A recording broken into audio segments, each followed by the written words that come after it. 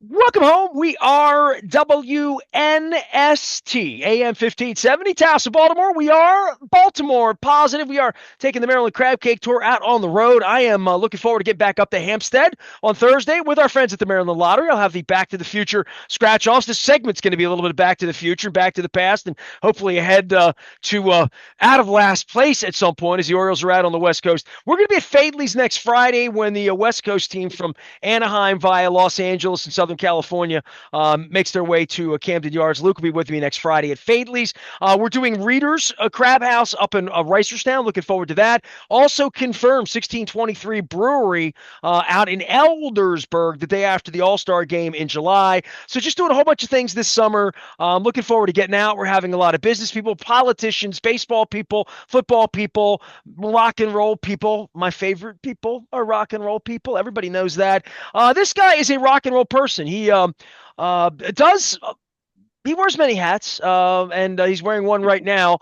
He also wears many guitars. He is a guitarist in two tribute bands, one an AC/DC band called Shoot to Thrill, also in a Scorpions band, throwing that V-neck around and all Germaned up, and shankering is what he's doing in a Scorpions tribute band. But when he's not doing that, he's covering the business of sports. I got to know him as Bizball Maury. He is in Portland, Oregon, never Maine, although they have delicious wild Maine blueberries this time of year in Maine. He's in Portland, Oregon, where the Orioles are going to be in Seattle this weekend. I think Maury Brown considers the Seattle Mariners his home team, even though I see you go up there on opening day and it's like going from here to New York. I have made that trek right before when I left you, I think at the bus Yeah, station there at the megabus in Portland. I was going up to Seattle and Vancouver and doing the me whole. too, right? Yeah, I mean, what a beautiful part of the world you live in, and you're a baseball nerd in Portland, and the only way you can like get at the major league thing is to go to Seattle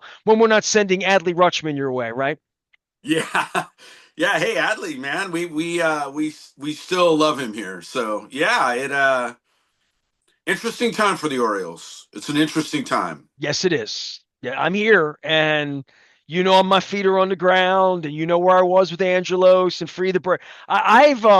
I took a phone call from a listener, Anna. I would call her Miss Anna, but that would piss her off because she's not that old.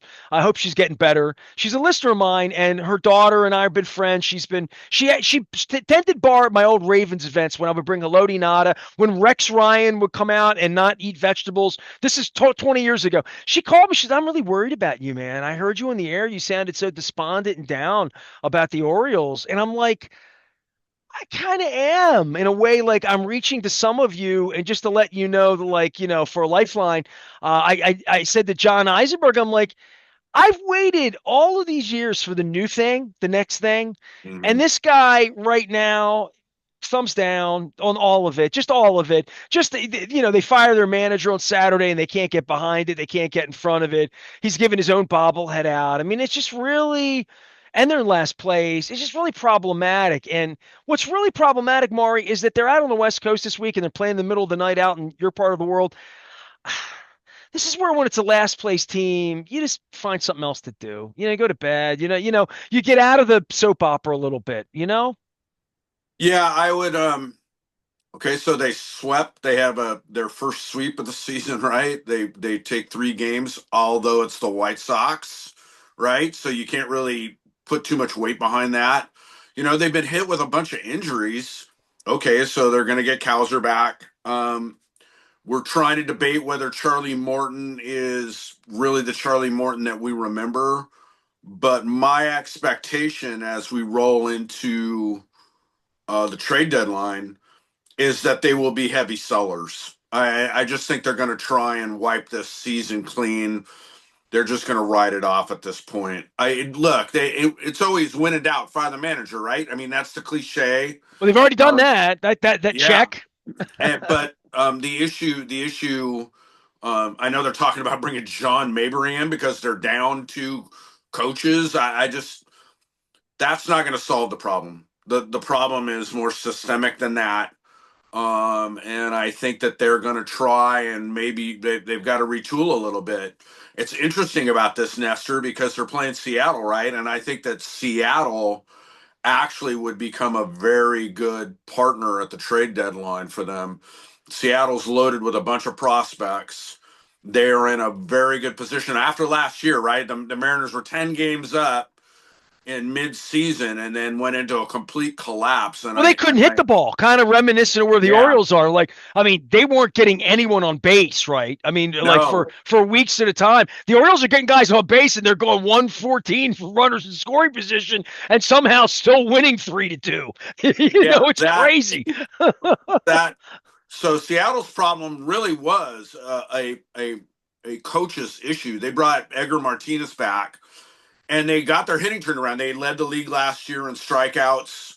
That is not the case this year. Their problems now are around pitching, which has been dinged up pretty bad.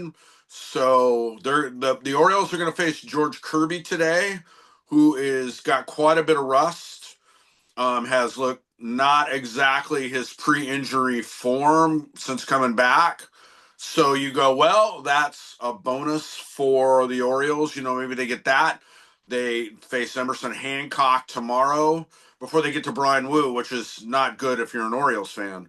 So it's just weird. I mean, you're going to go look at the A's right after this, which for a while there, everybody was going, oh, the A's. Now they're looking pretty good, right? They're going to be 500, which is like pretty good at 500, right? But they look like the A's that I think most people expect right now. So if you're an Orioles fan, right, you go, oh, they've got an opportunity here at least a little bit. The bad news is the Mariners are a very good team. I don't know whether they're going to win the AL West, but they're a very good team. Cal Raleigh has been doing some historic stuff at the catcher position at the plate, and their pitching, if they can get it sorted out, will put them in a good spot. So, and they're fighting, right? The Mariners are fighting for first. They got a half game lead over the Astros right now. So, back to the Orioles. I mean, it was never the manager at issue here. It's a GM ownership thing. And I can't imagine, or I hope that they go, well, this year sucks. Just write this year off and reload, and somehow next year is going to be better. Like the Yankees are going to get any worse. I just don't see it right now.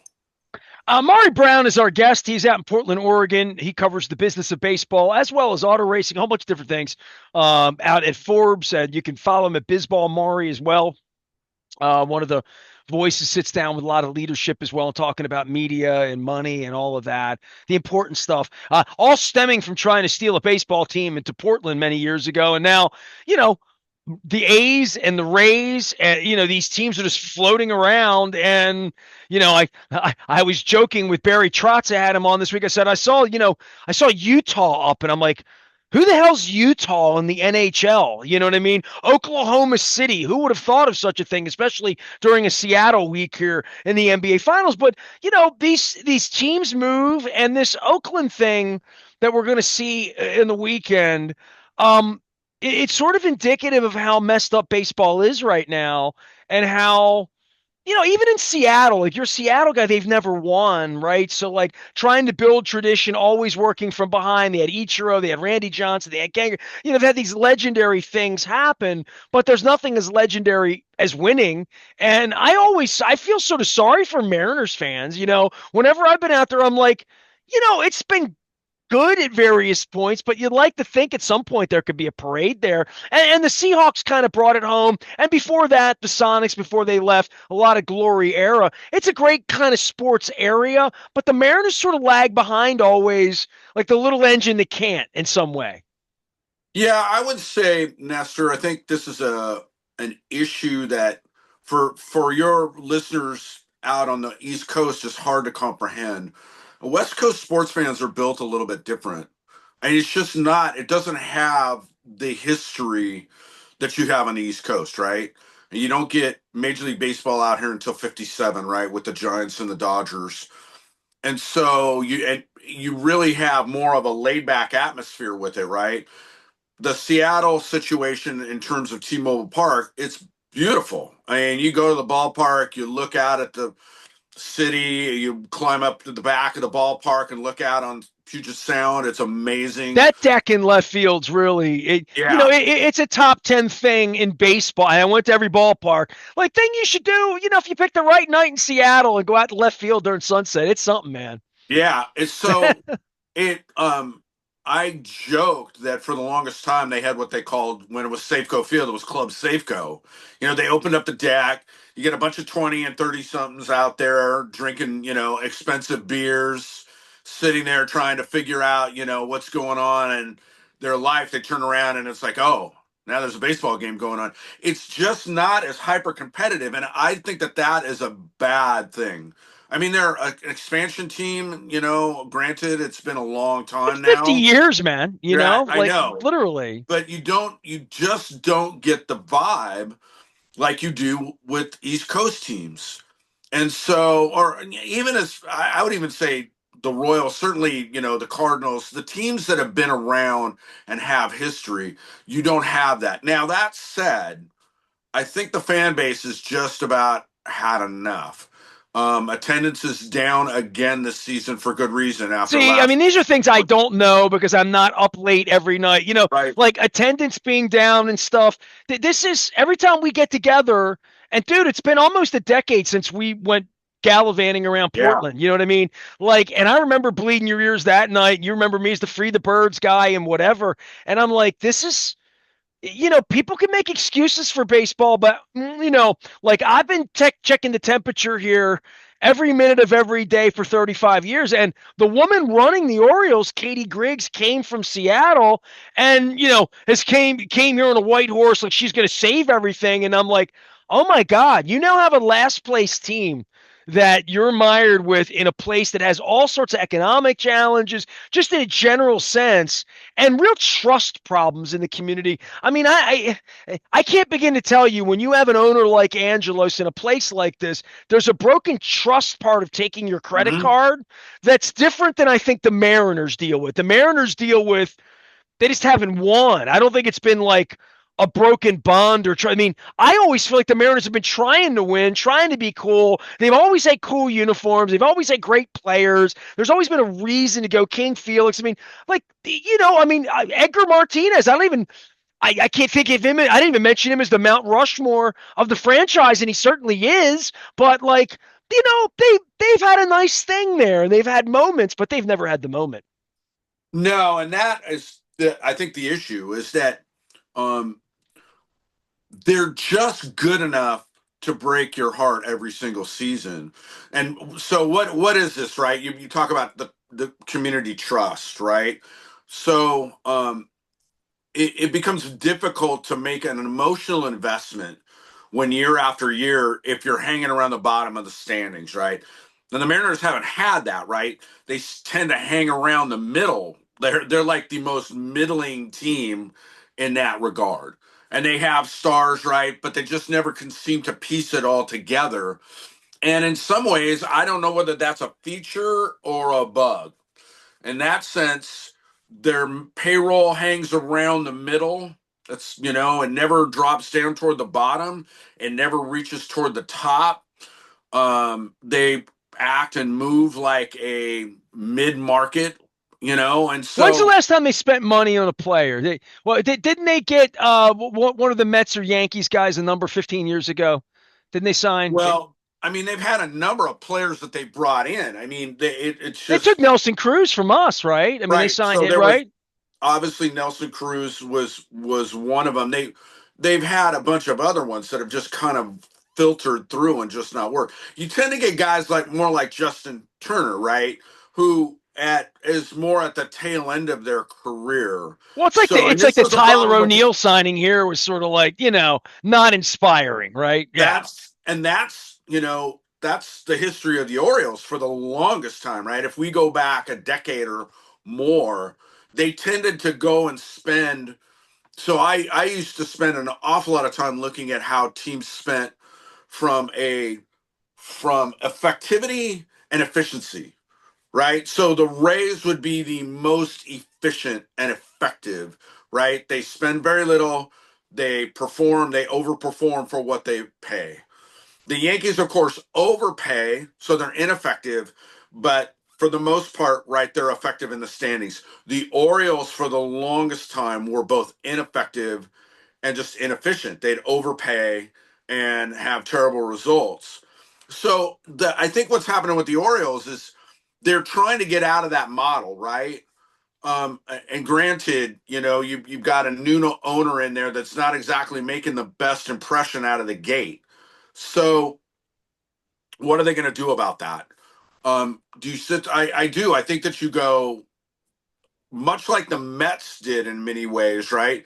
You kind of blow it up, halfway through the season. Obviously, they're not spending in the way that you've seen Cohen do with the Mets, right? I mean, obviously, nobody's going to be able to do that, with the few exceptions, the Dodgers maybe. So the Orioles are in a difficult spot, right? I mean, you talk about that trust issue. So cash flow, how things are going, you need to build some good will towards your fan base to get them to come back and consistently invest.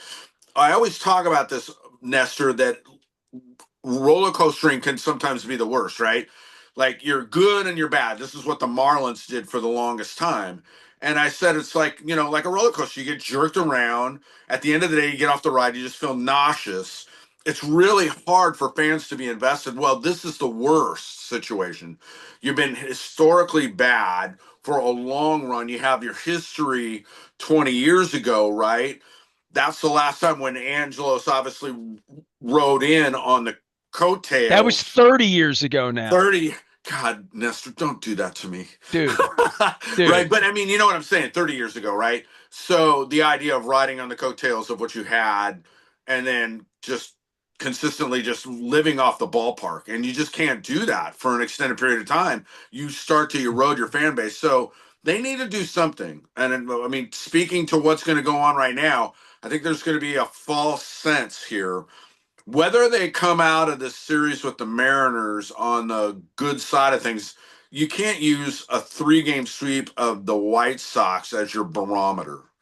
Well, once you're You can't. 18 games under 500, you are what you are. I Yeah, mean, you are. a dozen That's. under, 9 under 50, it doesn't matter. I mean, trying to dig out, well, wake me if they're flawless on the West Coast, wake me. But like, Mhm. they don't have pitching for that. Certainly, the hitting has been suspect. But just down the line for how first round draft picks have ascended to the point where they can get to the big leagues and then fail miserably. Kobe Mayo, Heston Kjerstad down the line, and then they deal out Stowers and he winds up hitting the ball in Miami.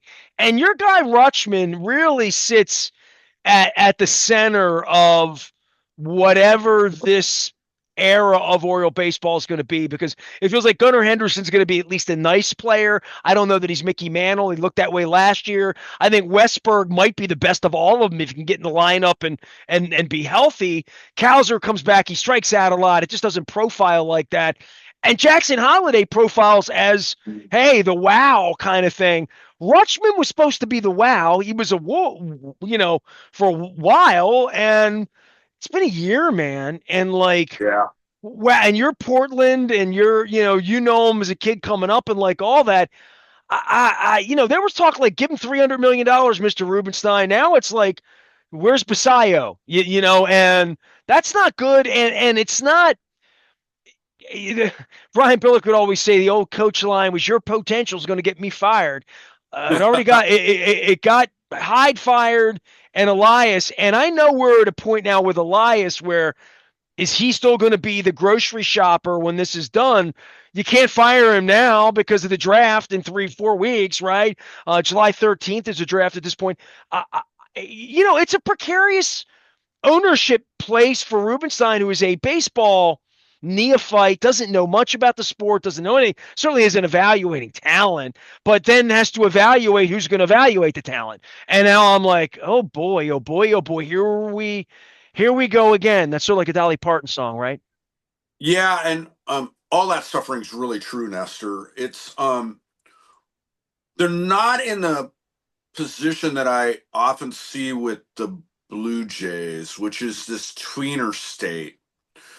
There's certainly the idea that there are some key pieces, right? Every club has some jewels that either are there in their entirety, or as you mentioned, Holiday, like and Rushman, like where is it? Where does it start to come together? Whether it's a matter of teams being able to figure out that they could go after guys like that because the rest of the lineup is just so inconsistent that they'll pick and choose where to go after. So hey, if you're going to beat me, I don't have anybody behind you in the lineup that's going to go ahead and basically do the damage, which you see with obviously good rosters. The Orioles don't have that. So, Well, Santander being taken out was a bit of a heart transplant, kind of like when we lost Nelson Cruz. By the way, the guy was Robinson Cano was the big money guy on the Mariners side yeah, that it came to me saying that's the last time it was 2014, and they was 240 million. It was one of those deals. The Orioles didn't sign Corbin Burns because they kind of could. He just didn't want to be here, right? But like when you piece this thing together, if Gunnar Henderson was going to be a 30 home run, 300 hitter, 115 RBI guy. Rutschman was going to be a 285 catcher with 25 home run, 100 RBI power. And, you go down that list of what's Westberg's going to be a 280 hitter with 22 home runs and 90 RBIs. Like, you just put those numbers in. Grayson Rodriguez going to give you 180 innings. He was going to make 32 starts. He was going to be your 20 game winner. Like, none of that's happened. And Rutschman's not even a major league player. He's a 200 hitter. He's a Mendoza. Like it's really problematic all the way. And O'Hearn's been great, you know what I mean? And they've been a piece of this and a piece of that. The Sagano's been okay, but like all of their dreams and goals of what they've sold the fan base after winning 101 games 2 years ago, and really what they sold the owner who doesn't know his ass from his elbow. That this was going to be put them out on the field, they're going to win 90, 95 games. They're going to be fine. Whew. Like, and it's not quickly fixable to your point. It's going to take surgery, not just, a quick little, this isn't a little root canal here. no, and that's why um, I think that O'Hearn is the main piece that winds up going away. I think the lesson for this season is for everything that you mentioned, Nestor. It's just there's a bunch of open question marks. It's not like you can go and say, well, there's just a little bit here or a little bit there that we can go ahead and we can tweak to go ahead and make this work. It's just The it's just pitching's too far away, Maury. that's the The biggest thing. pitching's too, the hitting, I'll buy into. They'll figure it out, and Cavs will figure it out, and Westbrook will be back, and they'll kumbaya, and all these young guys, because you got to play them. Mayo's going to hit 35 home runs. Sure, he is. He's Dave Kingman, but it's got him in all in a fight on Saturday. Like, I like all of these kids that are frustrated now because they're in last place, playing in the middle of the night for nobody in Sacramento, whatever, right? And now they're playing for their numbers. Holiday feels like he got some game in him. Westberg to me has always felt like he's like a BJ Surhoff sort of like he's going to play 15 years in the big leagues and hit 265 every year and be a guy you want on your team. You know what I mean? He's a he's going to Kevin Millar. He's going to be that kind of guy for you.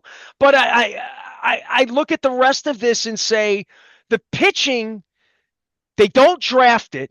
They just don't draft Yeah. pitchers, right? So they don't. So then they have to trade and or sign or have money, and they certainly didn't have any money before Moneybag showed up a year and a half ago. Like he built this thing praying that Rubenstein would come along, and now Rubenstein gave him some money in the offseason and said, you spent $5 million on Kyle Gibson, and you gave him away. Now he's going to go to Tampa and come back and haunt you. And they gave $17 million to Charlie Moore. Like they just spent a lot of money in 1 year. The good news, nothing on the payroll next year beyond the Tyler O'Neill mistake. But I'm trying to figure out one thing Elias has done from a trade perspective. It feels to me like really good scout architect of 19-year-old kids with upside, with bats, with hitting the ball, with five tool, all shortstops, draft shortstops, and we'll turn them into things. But beyond that, when it comes to tactically, Jack Flaherty at the deadline, Fuji, a couple, just really lot of swings and misses here. Yeah, the core thing is, right, the biggest issue with the Orioles was is that you're relying on what you had in that 100 win, right? When things were going great, right? And so you sit there, and because the draft pool is not solid and not very robust, the ability to go ahead and develop, find your good ones, out of the fluff, there's always players where you go, oh, that's the next coming, right? That's the one. And then of course they get in there and you find out that that's not the case. The Orioles aren't unique in that sense. But again, to the team that I know pretty well and that the Orioles are about to play, the Mariners turned around their development and their drafting, and that took a couple, 2 or 3 years. And they really leaned into that. And what they've done, of course, is that they've wrapped up players. I never thought in a million years Cal Raleigh would get wrapped up. I just, the guy could have made an absolute killing in free agency. I mean, he's really something special, mostly from the left side of the plate, but he's a switch hitter and he calls a great game. He's outstanding, right? Julio Rodriguez. Certainly there's another player, right, that, while we haven't seen it completely top out in terms of mega superstar, they see that. And I haven't seen the Orioles really going that route. Like drafting well, doing your player development, and then augmenting with free agency. I mean, if you're just going to go out there and try to quickly plug holes through free agency, to try and right a problem, it's just when you see the wheels fall off so fast, Nestor, I mean, that's where you start to go, it's not the manager. I mean, so, okay, all right. I think that what you're going to see is, I don't think your GM is going to get fired. I do think that they're going to blow it up, or they're going to have to bring in some prospects. And so again, I Well, I hate to mean, be a fan. Mountcastle has no value. I don't know about their guys in the bullpen having real value to deal. Batista and different things, like whether that really will be that attractive to bring you things you want more than Batista on your team next year. Eflin, sure. But, again, Maury, this time last year, Bradish, healthy, coming back, right? Wasn't going to have Tommy John. Corbin Burns on fire. Grayson Rodriguez emerging as the next Jim Palmer, not Storm Davis, right? And the notion that they would go out into the market and get a Crochet and start to load up and do what the Astros did when the Verlander thing came along, or what the Nationals did when the Scherzer thing came along. Just sort of like, go get some dudes, go make a deal, and go make a couple of deals. And instead, the Trevor Rogers thing, and Burns goes out the side door. Rodriguez gets hurt. Bradish is gone. Wells is gone. Just it's been an astonishing turn, man. I mean, I've been watching Oriole baseball here, been on the air 35 years, talking about it every day, all the awfulness, all the Angelos dark ages and bad periods and all of that. There was so much hope built here with ownership, cows behind home plate, the owners doing the Papal wave and all of the bourgeois that they were selling. But the young stars in hitting, that's something that I don't, Luke and I talk about it every day. Like the fact that Rutschman's gone from, Johnny Bench to, Mhm. Mendoza is just, the guys that are hurt and the pitchers, that's bad enough for the whole operation. But just having ascending players flop, that was not on the dance card here. All the rest of this is sort of, you can feel, but the guys that aren't making it, that have to make it, if you built it that way, because you built it that way to deal them off to get the Trevor Rogers pitchers, and dealt off Ortiz to rent Burns for 6 months, and you can't get it to post. It's really it's been deflating for a fan base that was already very, very traumatized by the Angelos era. Yeah, and that where's your margin of error? There is none, right? You're dealing with a situation to where um the fan base is so battered and has been battered for so long, and you have all this hope built up. It's not the same. Certainly the Mets dealt with this, right? You saw this for the longest time. Cohen comes in, spends incredibly. It went completely south, so that would be deflating. But this is nothing like what we've seen, I think, in Baltimore. The to the guys that you mentioned, Rushman, obviously, Holiday. I do wonder again. Is this the trajectory because it fell off so seemingly fast?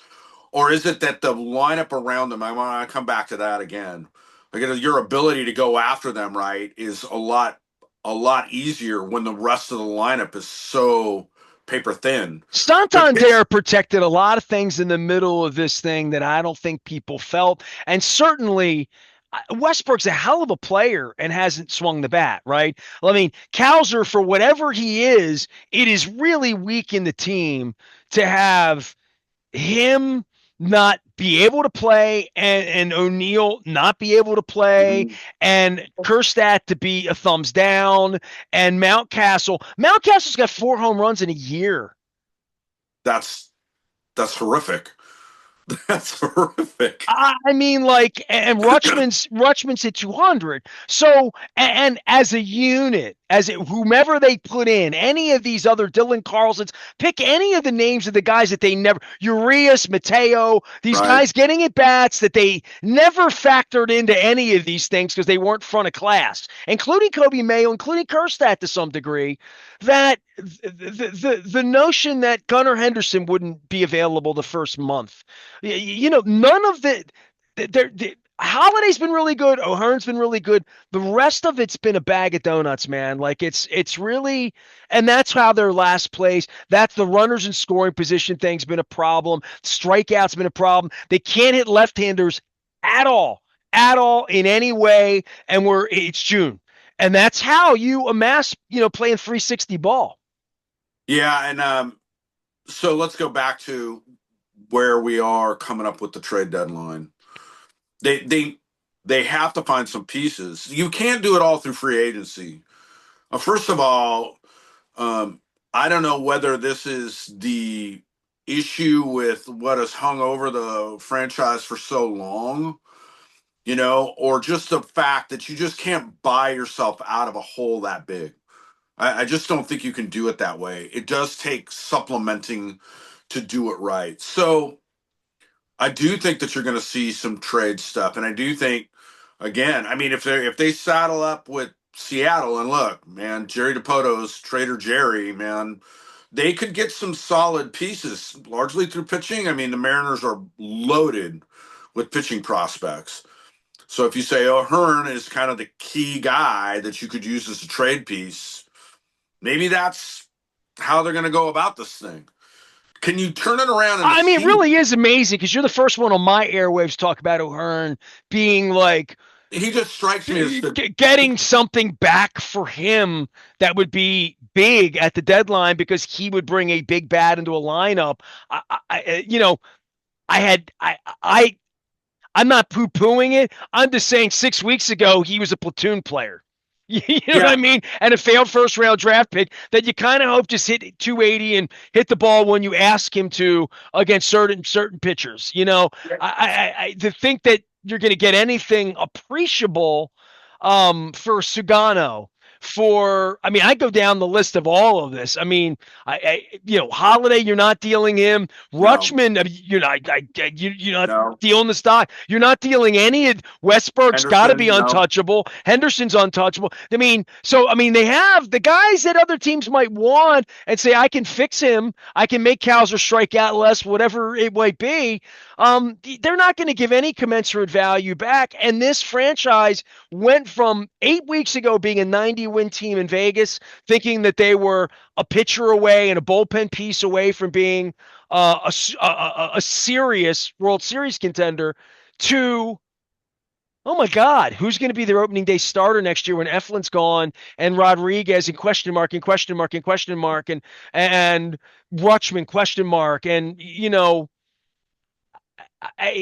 There's a lot of baseball to be played this summer, but when you play it from last place in the middle of the night in Seattle and Sacramento, it's a whole different mojo, man. And hats off to this Holiday kid for like just saying, I'm a gamer, dude. I'm going to the Hall of Fame. Give me the ball. Let's go. And I see that in him, and I thought I saw that in Rutschman, but they were winning and winning. Everybody's a hell of a winner. But man, when these guys lose 2 out of 3 nights, they're hiding in the locker room. Nobody can be found. It's real. General manager fired the manager, Maury, on Preakness Saturday morning in a home game and hid on Saturday, hid on Sunday, and emerged on Tuesday in Milwaukee to answer questions from a couple of reporters in the dugout. That's leadership. That's that's PR 101. When in doubt, fire the manager. That is And Hyde. No, yeah, not Brandon Hyde. Hyde. Hide. yeah. Yeah. Yeah, so let's get back to O'Hearn for a second, what you were talking about, right? There are teams out there where you go, well, I can't see getting any appreciative value out of a guy like that. And there are clubs out there that kind of operate on the fringes of not going after star players. Seattle, again, really fits this bill. They got problems at first base. Tellez has not really worked out at first. That was kind of that was a fill a hole kind of thing. So there are clubs out there in the middle. I think the problem with the Orioles, right, and this reminds me again of the team that I know well in Seattle, is that you operate from, at least in the here and now, of let's operate from the idea that there will be regression from others. Okay, so right now, the Blue Jays, I think, are sitting in second, probably have no right being there right now. They're operating from a negative run differential, and you go, oh, well, there's baseball left. They're going to drop and things go our way and players come off the injury list and we're going to get this guy's bat turned around. And it's, we're not even halfway there and we can come out of the cellar. Okay. If you finish third, that's not what you would be expecting with the Baltimore Orioles. You're hoping for the Baltimore Orioles to be challenging the Yankees and certainly the Rays, and they're not. I mean, it's Well, I'm just not under any. I watch them play every night. I'm not under any thought that they can go 19-8 this month or something. no, Like I no just, way. they don't have the kind of pitching to do that. Now they No, do have the kind of hitting that we thought when the lineup gets back, get Kowser back, get Westberg back, Mayo, Kerstad, whoever these guys are, whoever's getting the O'Neill, he's got paid a lot of money to hit 30 home runs this year. Let's see where are the next 20 coming from and where are these at bats, that there should be some nights they could score 7, 8, or 9 runs and offset whatever bad pitching they would get. The pitching's gotten a little bit more focused, a little better. But the hitting, man, and the situational hitting has just been, it's been uncanny on nights where you look up and they've got 12 hits and 3 runs. yeah, Whether they're well, winning or losing, it's been uncanny. yeah, this is where I don't know if John Mayberry is the answer to getting the hitting turned around, but it can happen.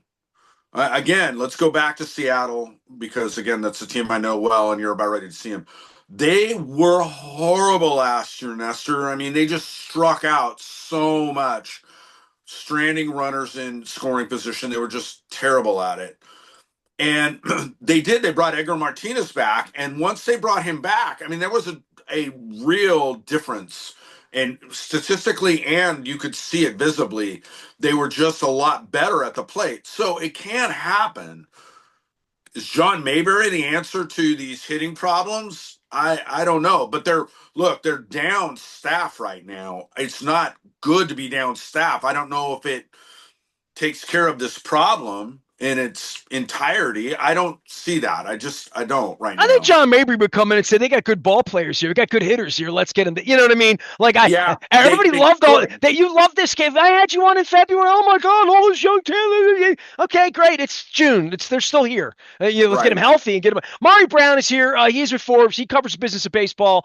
He is out in Portland, Oregon. Covers the Mariners, which is why I brought him on this week. Let's no more baseball. I'm done with baseball.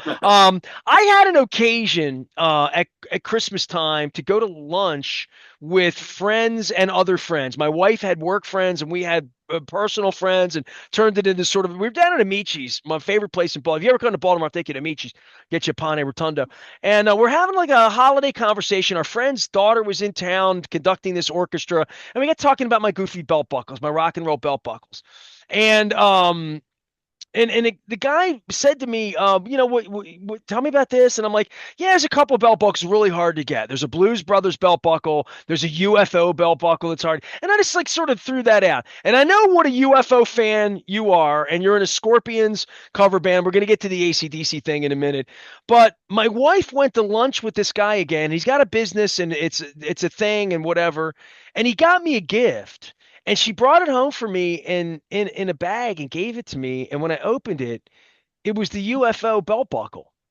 I got this thing, and I'm like, it was maybe the nicest gift anybody's ever given me. It's a really rare, weird, hard thing to get, and I now own it. So I wanted to show it to you because, like, you've got a Schenker thing. I've interviewed Schenker, but I don't know if I like your AC/DC cover band better or your Scorpions. I mean, you're in two different awesome bands using this amazing guitar skill set you have to channel Malcolm Young.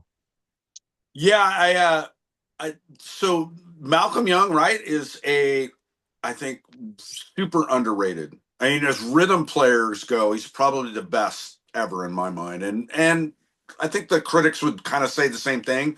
But that's it, and it's great to do that. But I've been a lead player my whole career, so that kind of took a back seat for a long time, and I wanted to dig that back out. Now, granted, I'm not doing all the Matthias stuff, but I'm doing more, and it's just more technical.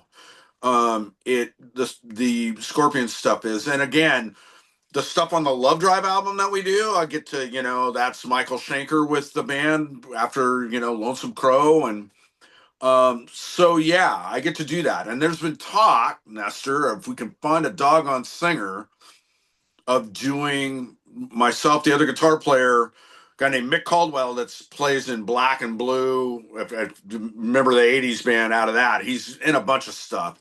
We've talked about doing a UFO Michael Schenker thing. And yeah, that would be awesome. Now I'd be doing the Paul Raymond thing. I'd be doing keyboards and guitar, but that UFO stuff, look, you know how this works, and this happens for anybody that goes to concerts. Your first concert really affects you in a big way, and UFO was the first band of the first concert that I went to. It was Dan the Green in Oakland when Charlie Finley owned it. It was Frampton, Fleetwood Mac right after Lindsey Buckingham and Stevie Nicks joined, Gary Wright, and UFO There's a on the lot No of Heavy. Fleetwood Mac footage from that show, correct? It was insane. This was the Frampton Yeah. Comes Alive tour. UFO was on the No Heavy Petting album, which is one of my favorite albums of all time. So that always stuck with me. I mean, it just really did. So UFO, super underrated. They just never got good distribution. They should have been bigger than they were. And then Michael Schenker is kind of, emotionally was kind of all over the place, like Disappear and but the truth about that band is, while the stuff post Michael Schenker is, I love it. I was just No Place to Run is getting remastered and is a great album. The album that Schenker did with them in the '90s, Walk on Water, is fantastic. So it really shows that that's like peak UFO stuff. Well, Maury Brown is a not UFO the TV show or any of that, or even movies. The band UFO, and he's in a Scorpions cover band. Love Drive is the name of the band, correct? Yeah, yeah, Yeah. And Shoot to Thrill, AC/DC. So AC/DC, I'm going to end with this, and we'll get together and we'll do baseball again. Hopefully the Orioles aren't in last place next time we get together and they're fixed somehow. AC/DC goes out on the road, and I saw him playing over in Europe, and I didn't even click on the videos because, like, I saw Axel. I know Brian had yeah. vocal problems or hearing problems. Which was it? He had hearing problems. He Hearing. I thought it was lost his hearing hearing. problems, right? And I thought the band was done and dead. And then I thought they're resurrecting them. And my wife always laughs. And I love Kiss. Paul Stanley. Nobody's ever been kinder to me than Paul Stanley. I'd love to interview him again. I love Paul Stanley. My first love, Kiss Alive, right? But we saw him in Hershey a couple years ago. A lot of lip syncing, a lot of just like theatrical, not good theatrical, just sort of like a performance, not a concert. And so at the end with it, I saw Guns N' Roses 2 summers ago in Hershey. We left. I felt sorry for him, the band. He was either tone deaf or has a monitor, or like it just was not any good at all. It was just really, after seeing the Pretenders be unbelievable, Warman, like I I like what I like. I can sort of stomach sort of fake foreigner and fake bands to some degree if singers are gone or can't do it anymore. I'm not mad at Journey for having different singers or Styx for having, I'm not that guy. But when I go, it better be good. Just make it good. Right. Whatever it is, make it enjoyable, make it good. Don't make me cringe. And if you can't do it anymore, I'm not here for an old timers game. And that goes for Engelbert Humperdinck, who I almost saw, who was 90 years old, who still can do it a little bit. Barry Manilow's running around and can apparently still do it. Tom Jones, I almost went and saw him in Vegas. There are some acts I want to see if they can still do it. So Right. Rod Stewart can still do it. Blew me away last summer how good he was. Really entertaining, excellent band, the whole thing, worthwhile. Even if not as good as ever, worthwhile, right? AC/DC was, I thought I was done. I didn't think I was going to go. My buddy JT the Brick, I'm sure you know JT the Yeah, oh Brick, yeah. hit me in Vegas in the middle of the night, sent me like a video. He's like, dude, you got to go see AC/DC. They're unbelievable. And I'm like, I love you, Brick. He's been wrong before about things. So I'm like, yeah, so and then they went to like Minneapolis or someplace a couple days later. And one of my buddies up there is like, dude, saw AC/DC. It was incendiary. You got to go. And I'm like, all right. And I remember looking, and tickets in Pittsburgh were really cheap. And I talked to my wife. I'm like, you want to go to Pittsburgh? See AC/DC, maybe? And they were in DC. And I'm like, we kind of hate the DC thing. And it was really expensive in DC at the moment. And Pittsburgh was 55 degrees. And I'm like, I'm not driving to Pittsburgh and wearing a winter coat. And Dave Matthews is here the other day. It was 51 degrees. I'm like, I'm not doing that. The night of AC/DC, it was like voila, 78 degrees, a little threat of rain, but whatever. Tickets were like, I paid $20 to see AC/DC.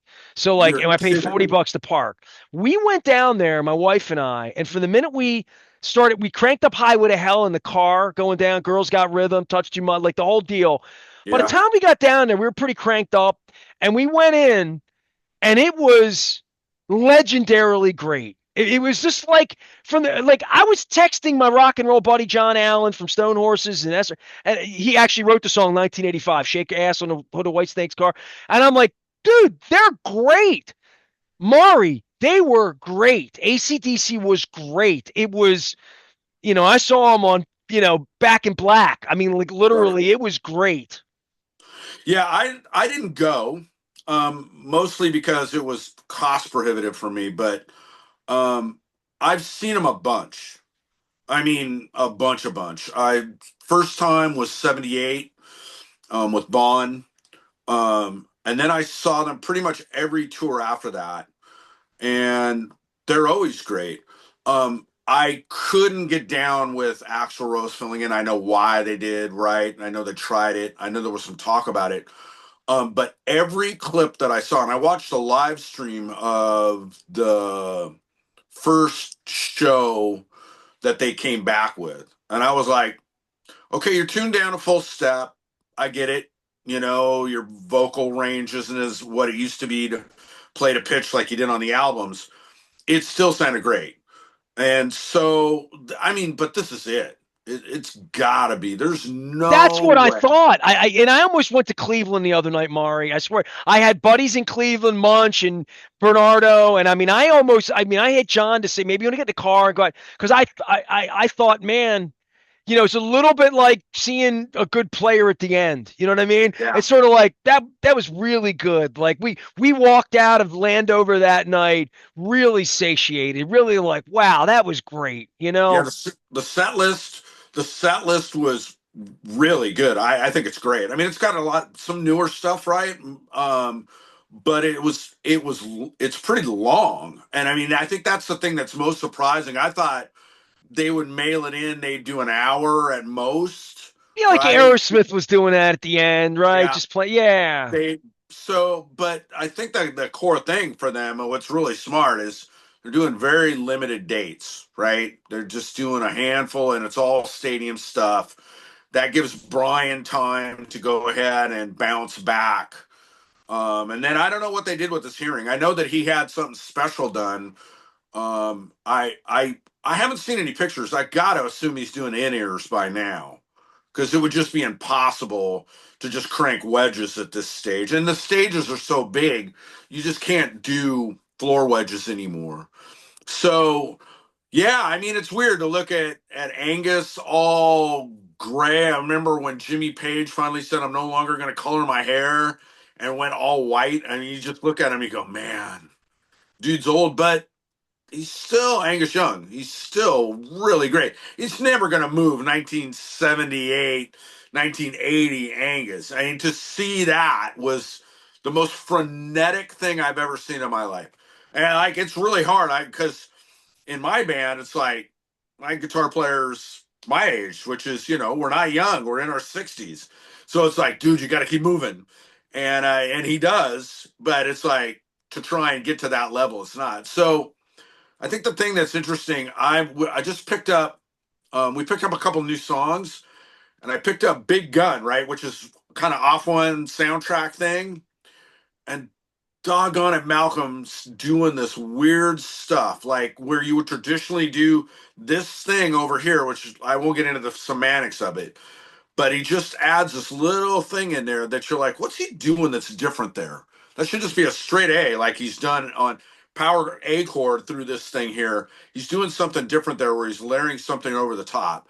And that's the thing that I always find, that you could take a formula that has gone on for 50 years, like they never changed, and yet it always seems to work because they just are so good at what they do. It's like, why change it? I mean, I'm glad to see they're going out this way. It's not like Rush where they went out on this super high note with Clockwork Angels, right, which was kind of a high water mark. The last studio albums haven't been fantastic. There are a couple of good tracks on each one, but yeah, this is a good way for them to go out. I mean, get the tour out of the way and call it. You're glad. I'm glad you get to see it. Like I said, I'm not going to go. It was just cost prohibitive for me out here on the West Coast. It's super spendy. So, It was just but great. I mean, I'm just and I you could not have told me the last time we chatted that I would go. I'd be like, nah, probably. I saw them many times. yeah, The last time I saw them, I looked it up, is 1991. Money Talks at the yeah, Capitol Center. I caught the Angus dollar bills. I had it in my billfold, and I look back and like flick of the switch, and those kinds of that era there. Let's get it up, and it just that. I like ACDC more than I think I do. And I think that really came through for me, and my wife really likes ACDC. We just really had a good time. It was a great night, and I don't always feel that way about concerts. But I thought of you, Maury Brown, and your band Shoot the Thrill. Maury Brown shoots the thrill in two rock and roll bands, one with the Scorpions and ACDC. But more than that, he is the Forbes baseball guy as well as the business of baseball. Next time we get together, just the business of baseball, just streaming and all the issues and where the money's coming from. I would just leave you with this, and I've told this story a couple times this week, but here in Baltimore, we've had this trauma and the new owner and stuff. A buddy of mine gave them some money on that Birdland. It's, the account where you just give them money and you get the discounts and all that. He didn't even want to use the money on his account because they're in last place and it's June. They ain't getting his money again.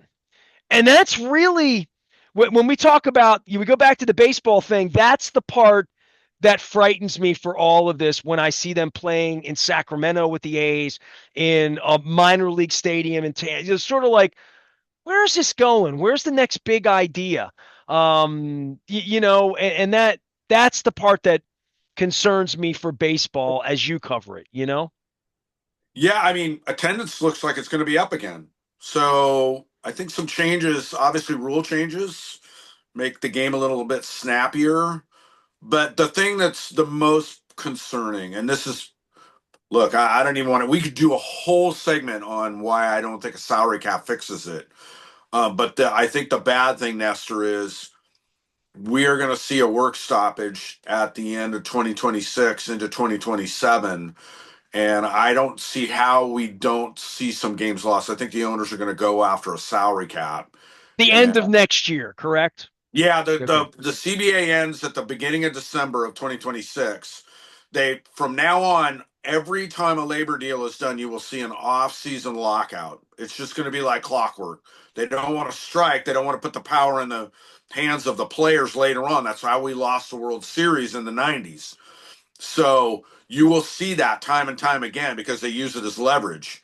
And it's just a bad place to be right now. I think that everybody realizes it's going to happen again, like we did last time. Last time we had a week, they compressed the season. They got 162 in with one less week of calendar. I don't see how they don't lose regular season games this time around. I don't know how far they go. Once you get into June, you're starting to talk about owners leaving money on the table at that point with summer and the kids. But April, March, May, maybe, maybe. Oh man, we got enough problems around here without them We not do. playing. Maury Brown is here. I'm much more optimistic about rock and roll saving me than the Baltimore Orioles. I certainly felt that Always. way with Mike Peters' funeral last week from the Alarm. My buddy, Yeah. you just sort of moved my rock and roll soul in a different direction here, sir. Hey man, take care of yourself. We'll always have ACDC together. I'm gonna get out to your hair fest one of these days and just party down with all those cover bands out there. I am Nestor. We are WNST, AM 1570, Towson, Baltimore. We never stop talking. Baltimore positive.